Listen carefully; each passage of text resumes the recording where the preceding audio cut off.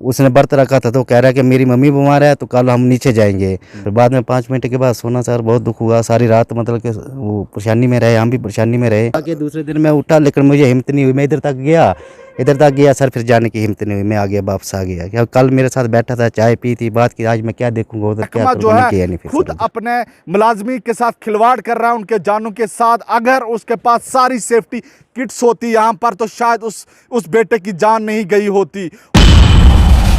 Safety kits होती शायद आज उत्तम चंद हमारे और आपके बीच में होता। इंसाफ दिया जाए और कड़ी से कड़ी कार्रवाई की जाए, जिसकी नेग्लिजेंसी की वजह से उसकी मृत्यु हुई है। जहां पर एक तरफ पूरे देश में शिवरात्रि का त्यौहार जो था वो मनाया जा रहा था, और तो दूसरी जानब दूर दराज इलाका बनी में एक इलाका ऐसा भी था जहां पर पूरे इलाके में मातम सा छा गया था। जी हाँ, बात कर रहे हैं जो पीडीडी यानी कि बिजली महकमा के आर्जी मुलाजमीन थे, नीड बेस पे जो काम कर रहे थे, उत्तम चंद वल्द रतन चंद की।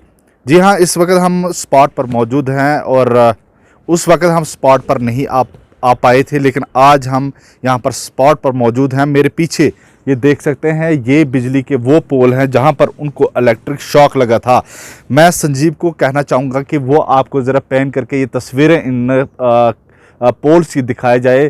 तो सबसे पहले तो अगर इन पोल्स की हालत देखें, काफ़ी खस्ता हालत है इनकी, और तारों की सिचुएशन भी, अगर इन तारों की सिचुएशन की बात करूं तो वो भी काफ़ी नदारद हैं। और भले ही आला अफसरान ने और तमाम महकमा बिजली के मुलाजमीन ने काफ़ी रंजो गम का इजहार किया है, लेकिन जिसकी जान चली गई तो उसके परिवार वालों के ऊपर क्या बीत रही होगी। और ये सबसे बड़ी सोचने वाली बात है, जहां पर एक तरफ रतन चंद के 2 बेटे बिजली के करंट लगने से उनकी मृत्यु हुई। जिसके बाद हमने जाना कि स्पॉट पर जाके ज़रा देख लेते हैं कि आखिर वहां पर एक्चुअल में हुआ क्या था। हमारे साथ उस वक़्त के चश्मदीद जो पास में यहाँ पर दुकान करते हैं वो हमारे साथ यहाँ पर मौजूद है। इनसे जानने की कोशिश करते हैं कि आखिर क्या हुआ था, क्या बात हुई थी इनके साथ। सर, अपना नाम बताएं सर सबसे पहले, यहाँ पे आ जाए। मनोहर लाल जी, शायद मुझे लगता है कि मौत से पहले वो आपसे मिले भी होंगे, दुकान से बात भी हुई होगी। क्या बात हुई थी आपसे, और जब ये हादसा हुआ था आप कहाँ थे और हुआ क्या था उस समय? सर वो मेरा बहुत क्लोजली फ्रेंड थे वो, तो वो इधर आए, मेरे पास आए तो कह रहे चाय बना, तो मैंने चाय बना दी। उनके लिए 2 बंदे थे वो। बहुत बड़ी बात कर रहे हैं, आपके क्लोज फ्रेंड थे। एक दोस्त का खोने का दुख तो आपको भी होगा, कितना दुख है? बहुत दुख है सर, बहुत दुख है। तो चाय पिया उसने, उसके बाद वो 2 की व्रत रखा था उसने, तो 2 केले खाए उसने जी। तो मुझे 50 का नोट दिया उसने। तो कहने लगा कि कितने बचे हैं? मैं कहा 20 रुपये बचे हैं। तो बोलने लगा ये संतरे किस तरह केजी है? मैं कहा ये 50 रुपये। तो कहने लगा आधा केजी डाल दे तो 5 रुपये मैं आपको बाद में दे दूँगा। मैं कोई बात नहीं यार, तू ले। तो मैंने दुकान क्लोज करनी थी, मेरे घर में फंक्शन था उधर। तो मैंने उसको बोला, मैं शिवरात्रि का त्यौहार था सर, हाँ वही फंक्शन था। तो मैंने बोला ये मैंने घर चले जाना है। तो कहने लगा ये सामान जो है मैं कहाँ रखूँगा? मेरी दुकान पे रखता था वो सामान, तो कहाँ रखूँगा सामान? बिजली का सामान सर। तो मैं कहा यार तू चाबी ले ले। तो हम ऐसे अच्छे वो थे आपस में कि हम नहीं एक दूसरे को दे देते थे चाबी। बहुत बारी मैंने उसको चाबी दे दी, दुकान की दे दी। तो बोल देता था कि फलानी जगह रख जाना, तो वो रख देता था, मैं सुबह ले लेता था। तो उसने चाबी, मैंने क्लोज किया तो चाबी उसको दे दी मैंने।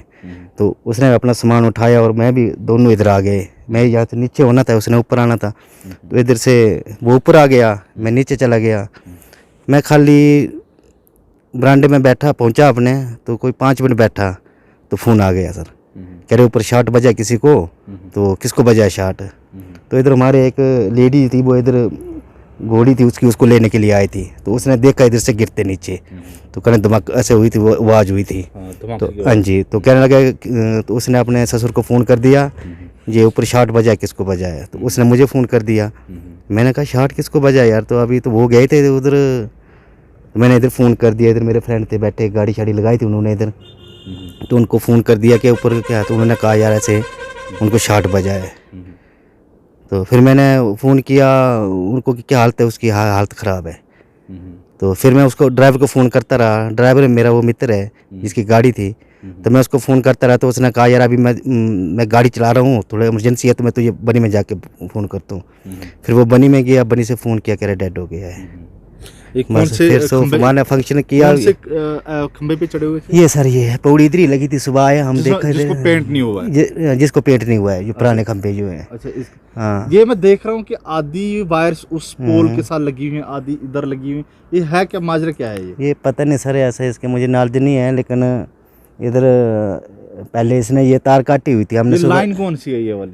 ये सर इधर से आ रही है आगे, इसका उधर काटते हैं डी, और उधर है वो पिन्यालग में। अच्छा। तो वहाँ से इसने, अब मेरे सामने फ़ोन नहीं किया, अब मैं झूठ क्या बोलूँ ये, लेकिन जो लड़का था उसको पूछा मैंने, फिर दूसरे दिन इधर उन्होंने पूछा, मेरी तो उससे बात नहीं हुई, तो कह रहा है कि उसने इधर से फ़ोन किया है कि मैं तेरे सारे चढ़ रहा हूँ उस पे पोल पे तो तू उधर उसको काट देना।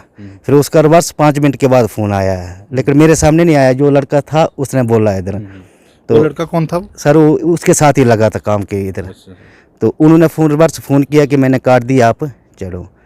फिर वो लड़का कह रहा कि मैंने भी मर जाना था, मैंने तो पौड़ी पकड़ी थी नीचे, लेकिन एक तार काटी, वो तार नीचे गिर गई, तो मैंने तार उसको पकड़ाने के लिए पौड़ी छोड़ी और उधर आया, तो उसने दूसरी काटने लगी तो शॉट बच गया। फिर मैंने ऊपर देखा, कह रहा मेरी आँखें तो हो गई, फिर दिख नहीं रहा था, मैं ऐसे हो गया फ्रस्ट्रेट नीचे, तो वो सीधा सिर के बाले नीचे गिरा है इस पे ऊपर, इतना सुना है मैंने। तो किस तरह, अगर इस पूरे इलाके की बात करें तो जहाँ तक अगर हम रतन चंद की बात करें तो उनके एक बेटे की पहले मृत्यु हुई थी इसी के।